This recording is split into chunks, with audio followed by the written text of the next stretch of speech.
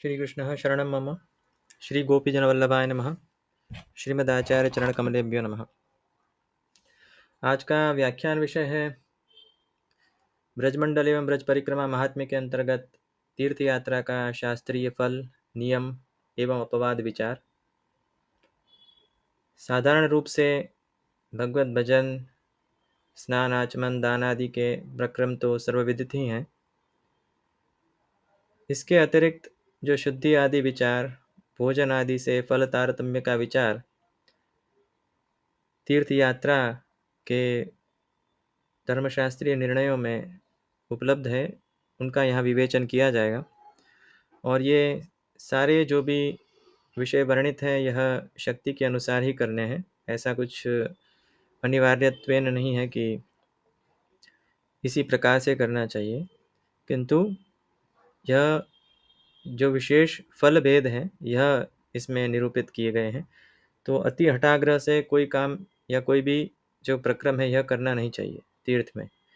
तो यह सबसे पहला नियम है।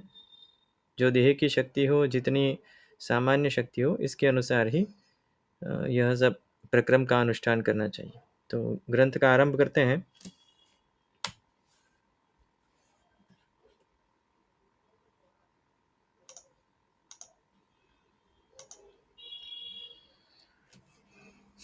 यहाँ ब्रह्मांड पुराण का एक वचन दिया गया है।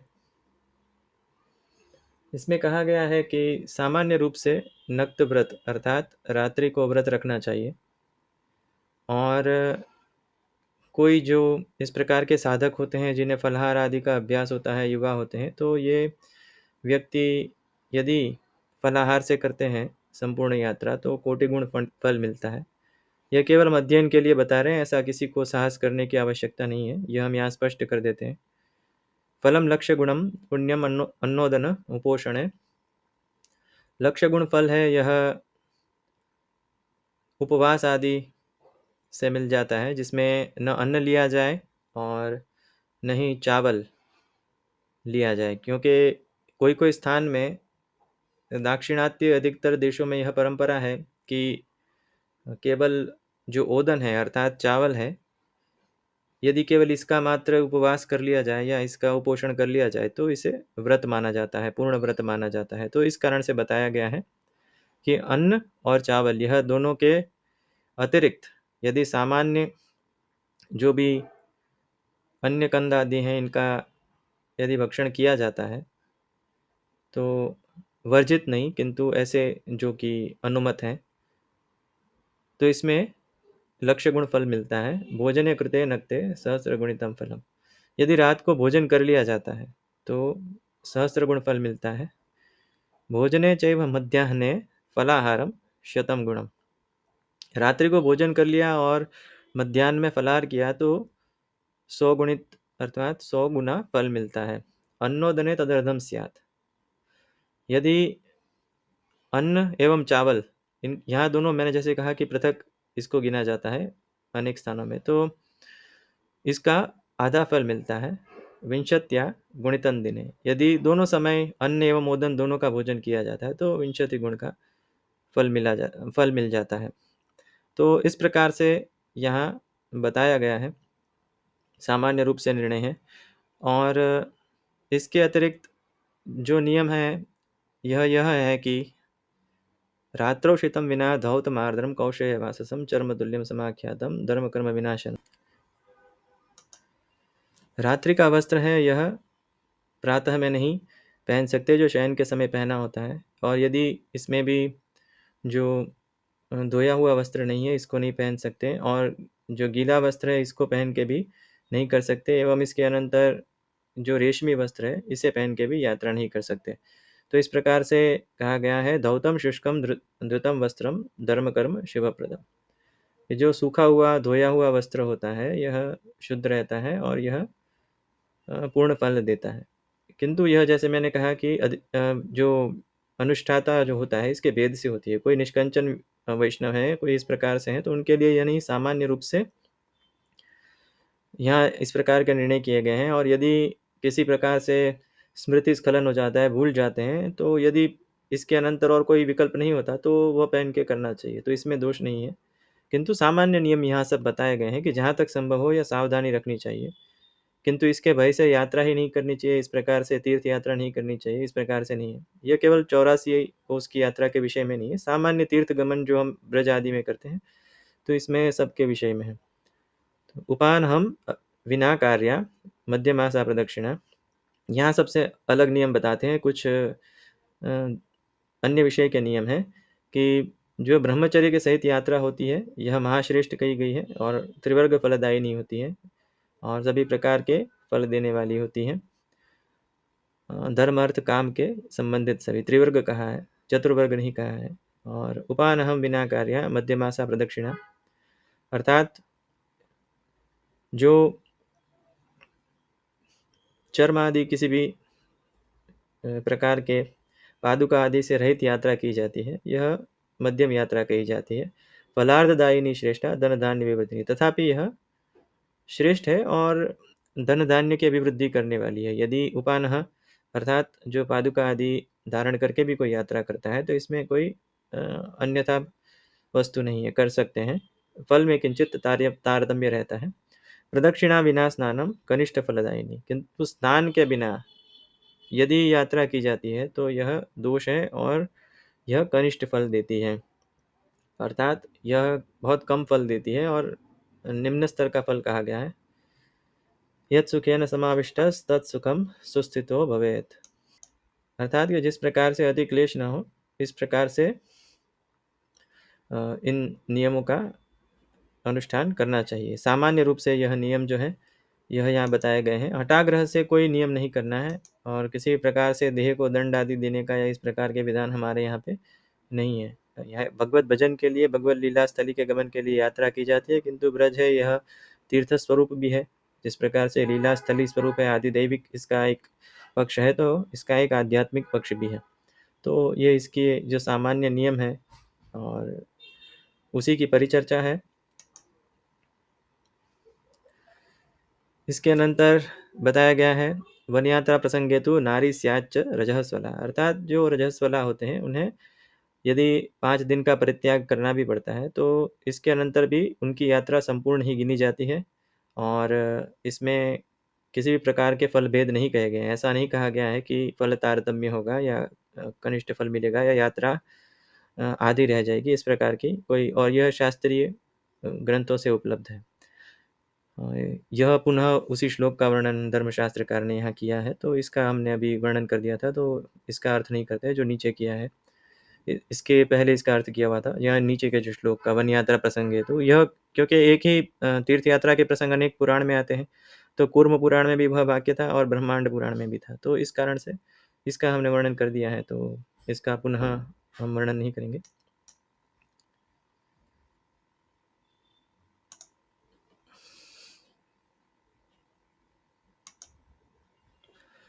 इसके अनंतर यहाँ एक वचन आता है कि कैसे व्यक्तियों को फल नहीं मिलता है।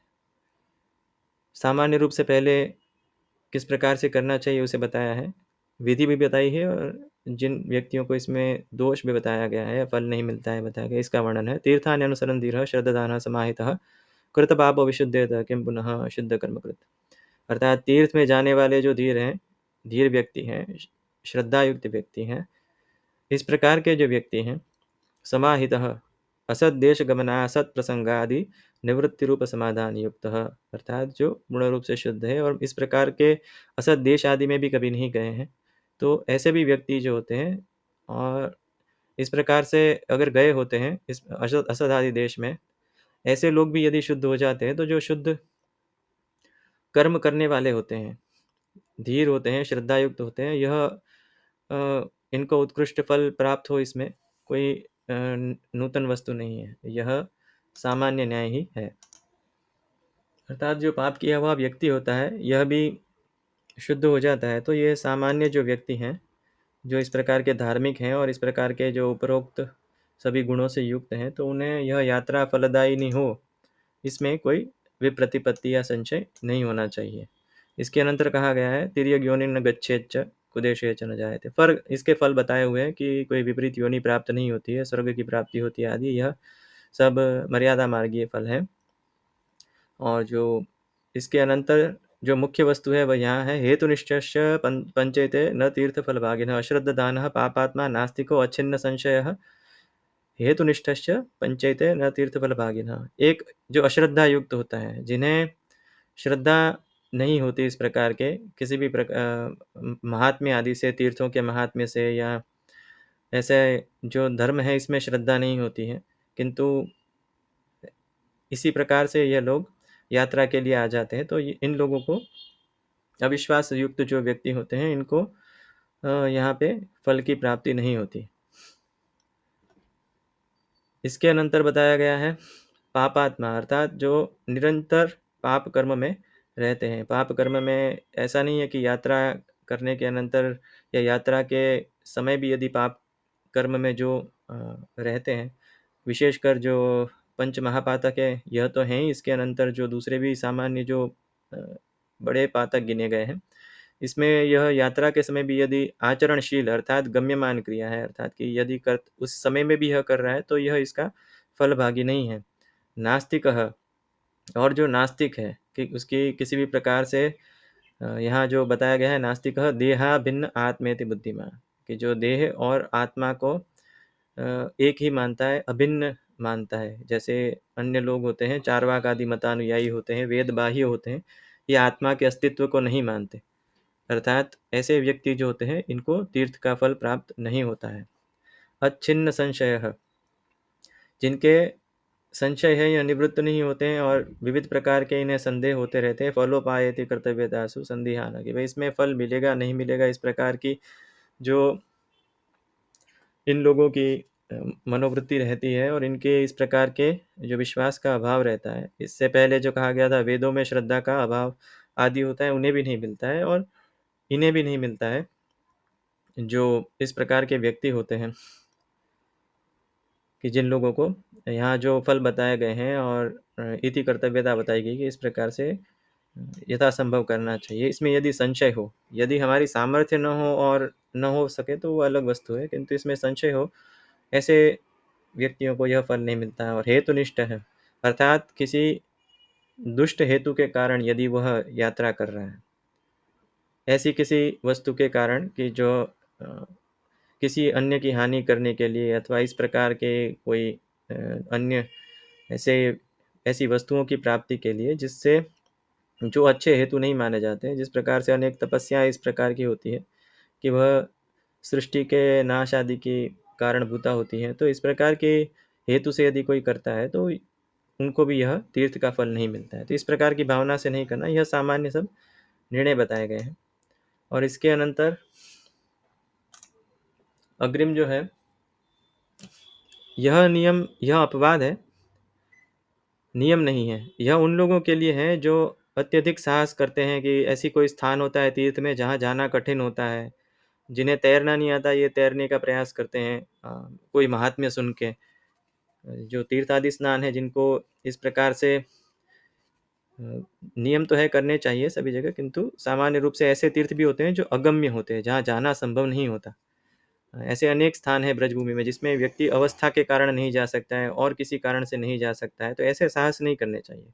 केवल वहाँ दर्शन करके मनसा तानि गच्छेत सर्वतीर्थ समीहया, केवल मन से वहीं से उनका दर्शन कर लेना चाहिए और मन से वहाँ गमन करना चाहिए। यही बताया है, यानी अगम्यानि तीर्थानि दुर्गाणि विषमाणि च।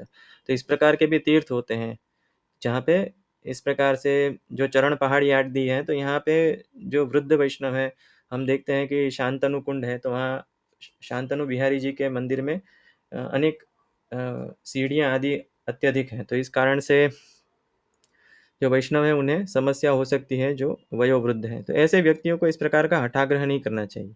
तो यहाँ पे यह स्पष्ट रूप से शास्त्र आज्ञा करता है कि केवल मन से आप वहाँ चले जाओ, तो अथवा दूर से दर्शन कर लोगे तो इससे फल मिल जाएगा। इसके अनंतर यह बताया गया है, इसके अनंतर का जो वाक्य है यह बताता है कि यदि आप तीर्थ में नहीं जा सकते, किसी कारणवशात तीर्थ यात्रा पे नहीं जा सकते, तो तीर्थ यात्राओं का, सभी तीर्थों का स्मरण करें। हमारे लिए तो ब्रजभूमि है, यह परात्पर तीर्थ है, और कोई भी जो तीर्थ है यह इसके सदृश पुष्टि मार्गीय भक्तों के लिए नहीं है।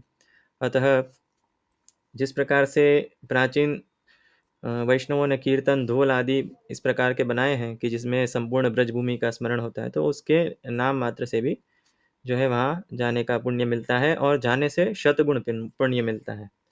तो इस प्रकार की यहाँ भावना है कि यदि हम जाते हैं तो 100 गुना मिलता है, किंतु यदि केवल घर पे ही स्मरण करते हैं तो भी इसका पुण्य मिलता है। तो यह महाभारत का वाक्य है, धौम्य की तीर्थ यात्रा का वाक्य है। सारे श्लोक हम यहाँ इसका पठन नहीं कर रहे हैं, स्थान बता दिए हैं जो जो ग्रंथों से लिए गए हैं। तो यदि कोई जिज्ञासु है तो वहाँ इन से ये सारे श्लोक एवं प्रसंग मिल जाएंगे। इसके अनंतर जो नियम बताया है, प्रायः उपानह के साथ यात्रा नहीं करनी चाहिए, इस प्रकार से कहा गया है। यान के साथ, यान उपानह का तो जैसे बताया मैंने कि उसमें किंचित न्यूनता होगी, पूर्ण न्यूनता नहीं होगी। अभी यहाँ यह नियम बताया गया है कि जो यान होता है, इसमें मान लो ऐश्वर्य आदि अर्थात कोई राजा या तीर्थ यात्रा करते हैं या इस प्रकार के व्यक्ति होते हैं जो सामान्य रूप से सामान्य व्यक्तियों की तरह नहीं जा सकते, अर्थात जो अशक्त होते हैं, अथवा जो अशक्त होते हैं, अर्थात नहीं, अथवा जो अशक्त होते हैं, जिनमें शक्ति नहीं होती, ऐसे व्यक्ति अगर यान से जाते हैं, किसी भी प्रकार के वाहन से जाते हैं, तो कोई दोष नहीं है, ऐसा इसमें निरूपण किया गया है।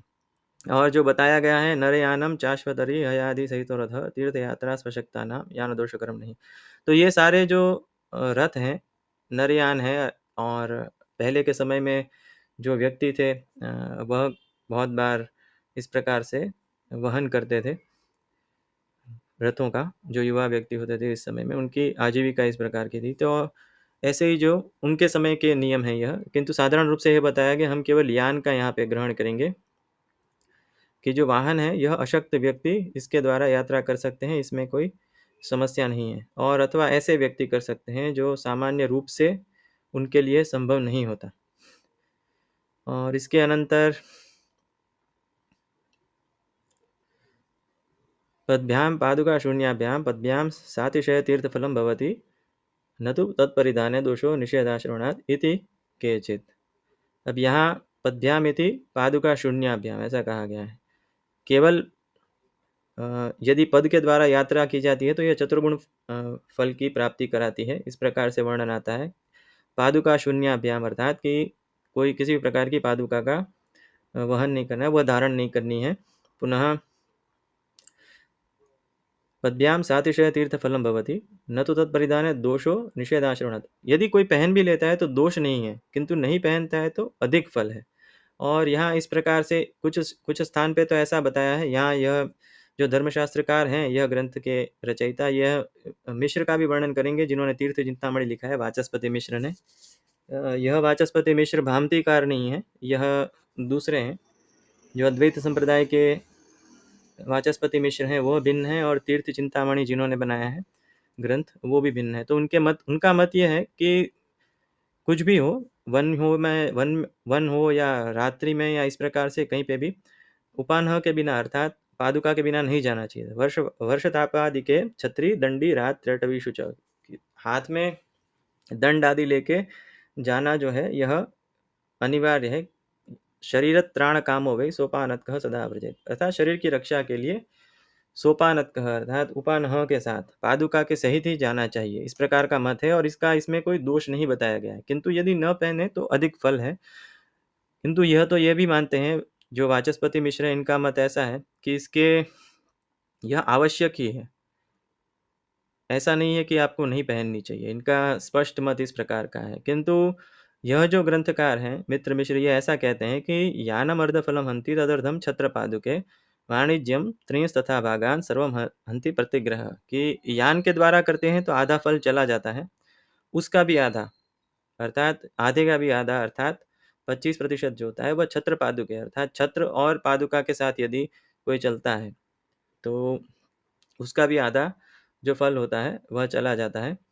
वाणिज्यम त्रिंश तथा भागान सर्वम हंति प्रतिग्रह, यह कोई व्यापार करता है यात्रा में, ऐसे तो बहुत कम वैष्णव होंगे जो व्यापार आदि के लिए यात्रा करते होंगे, तो उसमें जो होते हैं ऐसे व्यक्ति इस हेतु से यात्रा करते हैं कि यहाँ हम कोई वाणिज्य कर लेंगे तो उनका इससे भी अधिक फल का ह्रास होता है। तो इस प्रकार के नियम बताए गए हैं कि यान के द्वारा करो, किंतु यहाँ जो निर्णय यह बताते हैं मित्र मिश्र कि सामान्य निर्णय यह है, पदभ्याम चतुर्गुणम का अर्थ यह है कि जो पूर्ण फल है यह अ, उपान्ह के बिना अर्थात पादुका के बिना यात्रा करने से मिलता है, किंतु उससे केवल 25% कम होता है यदि पादुका के सहित करें। ऐसा केवल इनका मत है। प्राचीन जो मिश्र हैं, वाचस्पति मिश्र, प्राचीन ग्रंथकार, इनका मत ऐसा है कि आपको पूरा फल मिलेगा। तो इस कारण से जब हमारी यात्रा थी तो हमने वैष्णवों से कह दिया था कि यदि किसी को करना है पादुका के सहित, क्योंकि किसी प्रकार के क्लेश के साथ यात्रा नहीं करनी चाहिए, अर्थात किसी को पादुका के साथ करना था तो हमने उसका निषेध नहीं किया। अर्थात जितने नियम बताए जाते हैं इस प्रकार के इतने कठिन नियम होते नहीं है शास्त्र में, किंतु कोई कोई वस्तु कोई कोई ऐसी होती है कि जो जिनका सबका निर्वाह, शास्त्रीय निर्वाह संभव नहीं हो पाता, तथापि आग्रह इस प्रकार से रखा जाता है, किंतु यह केवल हमें तो दंभ मात्र प्रतीत होता है। तो जितना जिससे संभव होता है, श्री ठाकुर जी ने जितनी शक्ति जिसको दी होती है, इसके अनुसार व्यक्ति जो है यात्रा करते हैं, किंतु पूर्ण रूप से कष्ट का निर्वाह करना चाहिए और हम वहाँ कष्ट लेने के लिए जा रहे हैं इस कारण से नहीं जाते। यात्राएं इस कारण से नहीं होती। यात्राएं तीर्थ आदि के दर्शन के अनंतर जो भगवत लीला स्थली है, भगवत लीला स्थली के अवगाहन एवं उसके अनंतर साथ में भगवत नाम स्मरण आदि के भी अनेक फल हैं कि तीर्थ यात्राओं में निरंतर भगवत नाम लेना। किंतु यदि आपके जो पैर हैं यदि यही सही नहीं है और पीड़ा हो रही है सर्वत्र सारे शरीर में, तो नाम लेने का कोई प्रश्न ही नहीं है, क्योंकि आजकल के समय में तपस्वी तो कोई है नहीं। तो इस कारण से इस पूर्वाग्रह से यात्रा करना कि नहीं पूरे क्लेश के साथ करनी है तो साहस नहीं होगा, किंतु अधिक से अधिक जाना चाहिए, जितना संभव हो इतना जाना चाहिए। और इसके भगवत लीला स्थलित्वेन ही इसका अधिकतर हमारे यहाँ ग्रहण होता है। और इस कारण से जो भी व्यक्ति हैं यह इसी भावना से जाए कि भगवत लीला स्थली के दर्शन होंगे और भगवान की अनेक लीलाओं का अनुसंधान होगा। तो यहाँ यह नियम है। तो जिन लोगों को इस प्रकार से पादुका के सहित भी यात्रा करनी है तो बहुत अधिक फल भेद नहीं है, इतना तो यहाँ स्पष्ट है। अनेक शास्त्रकारों के मत में हो सकते हैं, किंतु यह सब उस समय की स्मृतियाँ हैं कि जिसमें इसमें जितना ग्रहण किया जाए और जो व्यावहारिक ही आज के समय में हो, इतना समुचित प्रतीत होता है। अन्यथा अनेक स्थान ऐसे हो जाएंगे शास्त्र में, क्योंकि पहले के जो व्यक्ति थे, पहले के जो भारतीय संस्कृति के व्यक्ति थे, यह सब योग तपोबल युक्त होते थे, सभी तपस्वी थे, सभी गुरुकुल में अध्ययन करते थे, तो इस प्रकार से इनमें सामर्थ्य रहता था। अब आजकल के व्यक्तियों को हम इस प्रकार की बातें कहेंगे तो लोग धर्म से ही दूर चले जाएंगे। और यहाँ धर्म शास्त्रकार स्वयं इतना स्वयं ही कह रहे हैं कि भाई इस प्रकार का कुछ नहीं है। जिस जिस तरह से आपको कष्ट नहीं होता है और जिस प्रकार से आपके कोई शारीरिक हानि न हो और आपकी श्रद्धा बनी रहे, तो इस प्रकार से ही यात्रा करनी चाहिए। और यथाशक्ति दान का और स्नान आदि का जो नियम होता है देव दर्शन का, वो तो सामान्य नियम है, तो इसकी यहाँ हम कोई चर्चा नहीं कर रहे हैं। इसके अनंतर यहाँ शुद्धाशुद्धि का वर्णन है। यह मुख्य श्लोक है, अनेक स्थान पर आता है, अनेक स्मृतियों में यही आता है। तीर्थ विवाह यात्रायाम संग्रामे देश विप्लवे नगर ग्राम दाह च स्पृष्टा स्पृष्टिर्न दृश्यते। कि तीर्थ में, विवाह में, यात्रा में, संग्राम अर्थात लड़ाई में, देश विप्लव देश में यदि कोई संकट आया हो, तो नगर ग्राम दाहे यदि कोई आगजनी की घटना हुई है, अथवा ऐसी घटनाओं में स्पृष्टास्पृष्टि अर्थात स्पर्शास्पर्श का दोष नहीं होता। इस प्रकार से नहीं कह सकते कि हम अपरस में हमें मत छुओ, इस प्रकार की वस्तु ऐसी स्थितियों में नहीं है। अब यहाँ जो न्याय है, कुछ शास्त्रकारों का मत ऐसा है कि यह संपूर्ण तीर्थ यात्रा के लिए इसी प्रकार से है, किंतु जो सामान्य न्याय है, अधिकतर शास्त्रकार यह मानते हैं कि यह केवल अन्न के विषय में, पक्वान्न के विषय में, पक्वान में आप किसी के भी हाथ का भोजन कर सकते हो। तो यहाँ सारा निर्णय, व्याख्यान थोड़े अभी दीर्घ हो गए हैं, तो इस कारण से अभी हम इसे सामान्य रूप से इसका केवल सार बताते हैं। इस संपूर्ण वाद का अध्यापन अभी संभव नहीं है, अतः यहाँ स्पष्ट रूप से बताया गया है। और यह कल्पतरुकार का ऐसा मत है कि कल्पतरु एक प्राचीन ग्रंथ है, कृत्य कल्पतरु नामक एक प्राचीन विद्वान हुए, ईसा ईसा की 10वीं शताब्दी में हुए, 1000 वर्ष, आज से 1200 वर्ष पहले हुए थे। सबसे प्राचीन व्याख्याकारों में गिने जाते हैं। तो यह जो कृत्य कल्पतरुकार है, इनका मत ऐसा है कि यह केवल पकवान के विषय में, इस कारण से आज तक जो पुरुषोत्तम क्षेत्र अर्थात जगन्नाथपुरी में एवं अन्य स्थान पर जो बालक हैं वह सकड़ी लेते हैं। तो इसका कारण यह बताते हैं कि यहाँ तीर्थ यात्रा में इस प्रकार का दोष नहीं है। अर्थात इसके अनुसार जाएं तो ब्रज यात्रा में भी जो बालक हैं यह सकड़ी ले सकते हैं अपने शिष्यों के यहाँ से, कि कोई भी हो। तो इस प्रकार से सामान्य नियम शास्त्रों के ऐसे हैं। अब इसके अपवाद बहुत अधिक नहीं है, अधिकतर यही नियम आएंगे। तीर्थ में सभी यही बताते हैं, पर आजकल जिससे संभव होता है जितना इतना करते हैं। और यह नियम जितने बताए जाते हैं इनसे तो सरल ही है। कितनी जगह पर यहाँ पर अपवाद है, कितनी जगह पर यहाँ बता दिया गया है कि कोई बात नहीं, अगर ऐसे नहीं होता है तो ऐसे कर लो। अब इसके अनंतर हम बढ़ाएंगे कि द्रव्य, किस यात्रा से द्रव्य करना। यदि आप किसी और के द्रव्य से यात्रा करोगे तो वह श्लाघ्य पक्ष नहीं है।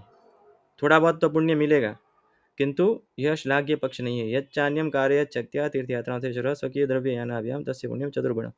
अर्थात अपने ही यान, अपने ही द्रव्य के साथ यदि कोई यात्रा करता है तो उसका चतुर्गुण फल होता है, 4 गुना होता है। और यदि किसी और के द्वारा प्रायोजित करने पर, किसी और के स्पॉन्सर करने पर अगर कोई यात्रा करता है तो वह फल केवल उसका चौथे भाग का रह जाता है। अर्थात वो पूर्ण फल तो होता है, पर पूर्ण फल से यदि 4 गुना चाहिए तो अपने ही द्रव्य से और अपने ही यान से यात्रा करनी चाहिए। तो इस प्रकार का यह सब प्राचीन, यह स्कंद पुराण का वाक्य है, प्रभास खंड में आता है।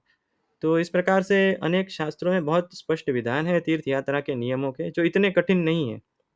क्योंकि अधिकतर स्थितियों में आप देखेंगे कि 1 गुना पुण्य तो मिल ही रहा है, तो एक तीर्थ यात्रा का तो पुण्य मिल ही जाएगा। यहाँ पुण्य के विषय में फिर जिस प्रकार से हम वर्णन करेंगे तो पुण्य की पुष्टि मार्ग में अपेक्षा नहीं होती। इस प्रकार से ऐसी प्रकार की जो अन्यथा भावना लोग रखते हैं, पुण्य की अपेक्षा सर्वत्र होती है, ऐसा नहीं है।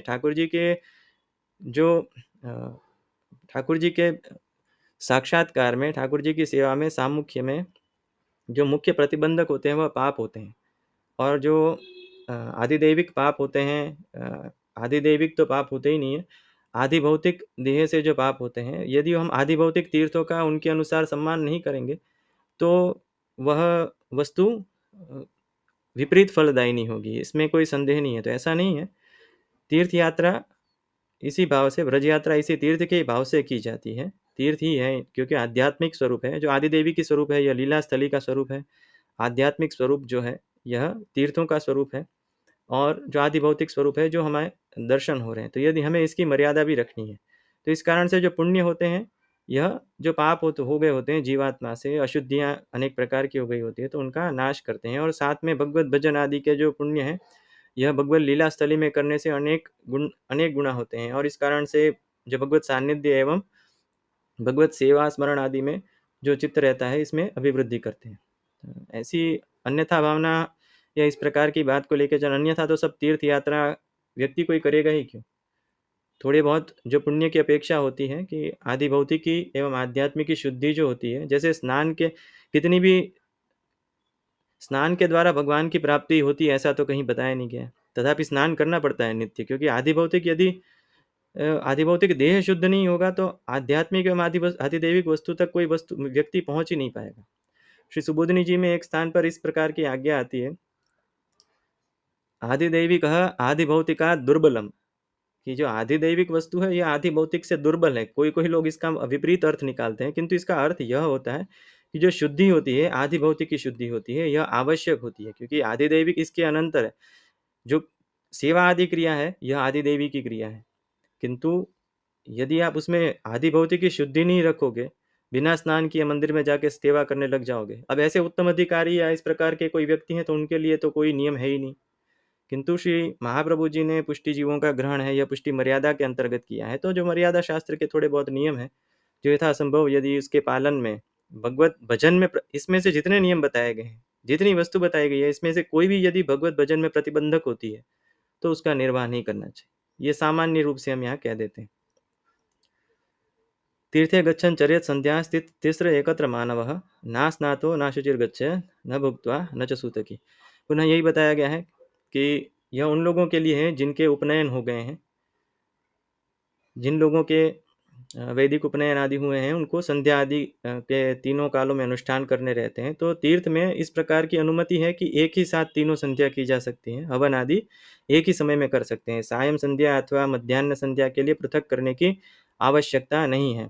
अर्थात यहाँ यह श्लोक हमने इसी कारण से लिया है कि यदि कोई जो उपनीत व्यक्ति होते हैं, जो संध्या आदि करते हैं, तो वह एक तंत्र से ही सारी संध्याएं कर सकते हैं, एक साथ ही वह संध्या कर सकते हैं। किंतु यात्रा करने के लिए स्नान किए बिना अथवा अशुचि अवस्था में नहीं जाना, और भोजन भी करके यात्रा के लिए अधिकतर श्लाघ्य यह होता है कि नहीं जाना चाहिए। किंतु अगर यह सामान्य लोगों के लिए होता है, यदि कोई रोगी है तो उसके लिए नहीं होता। जिनको दवाई लेनी पड़ती है, प्रातः में औषधियाँ आदि लेनी पड़ती है, तो उन लोगों के लिए नहीं होता, उनको कुछ भोजन करके ही लेना पड़ता है।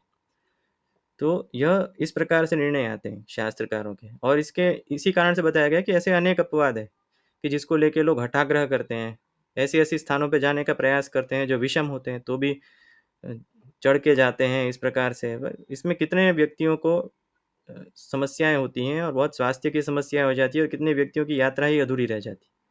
तो इस कारण से जैसे देह को अत्यधिक दंड न हो, भजन अधिक से अधिक हो, भगवान नाम भगवत सेवा अधिक से अधिक हो, और हृदय में जो भाव की अभिवृद्धि हो उस प्रकार से करना चाहिए। इसमें अगर किसी को एसी के बिना आदत ही नहीं है, तो क्या वो ब्रजभूमि में कभी जाएगा ही नहीं। तो वो अगर वो एसी पाल में रह रहा है, एयर कंडीशनड पाल में, तो इसमें कोई हमें विप्रतिपत्ति नहीं लगती है।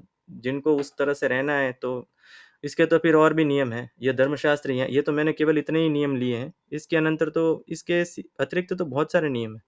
तो उन सब का पालन आज के समय के व्यक्तियों के लिए बहुत कठिन है। अब जो अंत में यात्रा जब संपूर्ण होती है, तो सभी स्थान में सभी जगह से जो भी कार्य करके आते हैं, तो उनकी जो फल होता है, यह ठाकुर जी के चरण में समर्पित करना होता है।